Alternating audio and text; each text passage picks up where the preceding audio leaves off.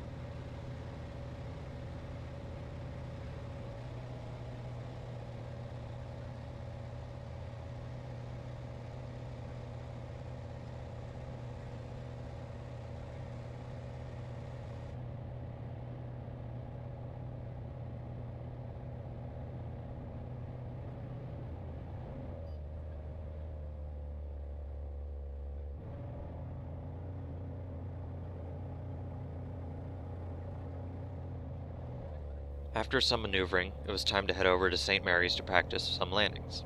This was quite nerve-wracking for me at the time since it was a new plane with some decent crosswinds and turbulence. But like a pilot, I set those nerves aside and focused on the training and flying the plane rather than worrying about screwing up. I had an instructor to talk me through and help me if I needed it. My instructor took the first landing to show me what to do and gave me control of the radios to make the calls. It was here that I realized that I was quite rusty on my radio calls, and being in a new environment didn't help. It was like I was back in the 152 flying patterns for the first time. I was so task saturated that I was missing radio calls left and right, and half the time I screwed them up. I considered that alright for the first time back in the air in a while, and in a new plane, but I'll have to definitely work on that for the next time. My instructor did a great job getting us on for landing for runway 11. He noticed that the trees before the runway tend to stir up the air and make for some light to moderate turbulence about 200 feet above the ground. He landed a little long, but was right on center line, and given he's an airline pilot, I think it was perfect. We taxied back to the end of the runway, and he let me take off. It was my time to shine since it was all me for this lap around the pattern. I struggled again to get the nose off the ground and had to fight the wind to not get blown too far off to the left. My biggest issue in the pattern was balancing the new procedures to get the gear up, reaching and maintaining altitude, and making radio calls, and gauging the distance to the runway. It didn't help that there were several other people in the pattern clogging things up. On final, I had trouble maintaining airspeed, glide slope, and runway centerline, though surprisingly the last of those was the least troublesome for me. I had fully expected to be constantly blown off centerline due to the near total crosswind and my history in crosswinds, but I guess my muscle memory kicked in and I kept making the proper corrections. Though I will say that my attention was more focused on maintaining centerline rather than the other things, which caused me the lack in the glide slope or airspeed department. I contribute this slightly to task saturation, since I was focused on making the correct inputs to the throttling system, which is slightly different than what I'm used to. I made the touch and go, and we were back up in the pattern.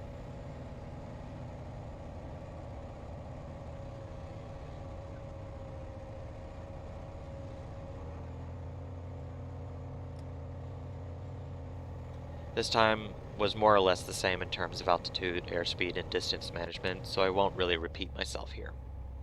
However, I will talk about the new guy who was entering the pattern. He was on about a 10-mile straight-in approach to the runway by the time we were airborne, so I had primed myself to think about where he was and whether or not we would have to come in behind him. By the time we reached the runway threshold on downwind, we hadn't had him in sight yet, and he claimed to be on a 5-mile final. I suggested that we go after him since we didn't see him, and we were probably not going to be able to make it before him. I should note that when we made our downwind call, this guy on final did not report his location, and we had to prompt him twice for it. Neither I or the instructor had ADS-B in capability, since we decided to have fewer things in the cockpit to distract us. So our only way of knowing where he was by his position location and our eyesight. We didn't see him until he was almost on top of us, and my instructor had to make an evasive maneuver to avoid him. He was most certainly not on a straight-in approach, as he was about slanted 10 degrees off the runway centerline. Both I and my instructor were pretty pissed off that this dude wasn't where he reported to be. And what makes it worse was the fact that after the evasive maneuver, the other pilot commented that we were within a few hundred feet of his location, which means he had ADS-B in capability, and didn't make his own correction to avoid a plane in the established pattern while he was off on final, not completely in the pattern. It really pissed off both me and my instructor. This was probably the first jackass that I've ever encountered while in the skies. Hindsight is 20/20 though, and the fact that I had ADS-B in capability and didn't use it is a little frustrating since it could have led us to seeing the other plane earlier. After the plane dodging fiasco, my instructor gave the plane back to me and I went in for my second landing attempt. Again, I had the issues with intercepting and keeping glide slope, which I attribute to my familiarity with the power relations of the throttle and the plane. This time was better on the touch and go though. The next pattern I'd say was probably my worst. The instructor had told me to go exactly where to go on downwind, which resulted in us making a major right turn to get us more space between us and the runway. Final was terrible in terms of glide slope, as I went way above, then way below, then way above the glide slope a few times. Eventually I got really high right above the runway and decided to increase the sink rate to get us down. Unfortunately, I carried too much speed into the descent and ballooned back up, which resulted in a go-around. I had anticipated the nose being heavier, which is why I pitched up so high. Looking back, I probably should have been a go-around as soon as I had major trouble with keeping glide slope. Next time I'll try to remember the thrust lever power relation.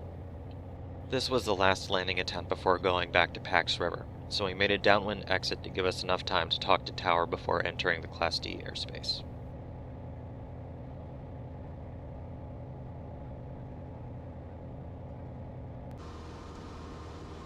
Tower was kind enough to give us a right base entry to runway 20, though runway 20 doesn't have a glide slope indication, so I had to eyeball it. I ended up getting quite low and didn't correct enough for it in my opinion. I was able to maintain center line nicely though. This first landing attempt ended up in a go-around again because I carried too much airspeed on the rollout, ended up ballooning after I pitched way too high since I anticipated the nose being a lot heavier than it was. On the go-around, we got to see a white F-35 chilling outside. I'm told that the white color is due to a coating they apply for when it needs to travel. I took the controls once more for a second landing attempt, but this one was actually successful. I can't tell you exactly what I did right this time, but I know I didn't yank the controls up as far on the rollout. All in all, this was a very fun flight, and I'm super excited to fly this plane more. In the time between my next flight and now, however, I need to memorize takeoff and landing procedures for the Arrow. Until next time, thanks for watching.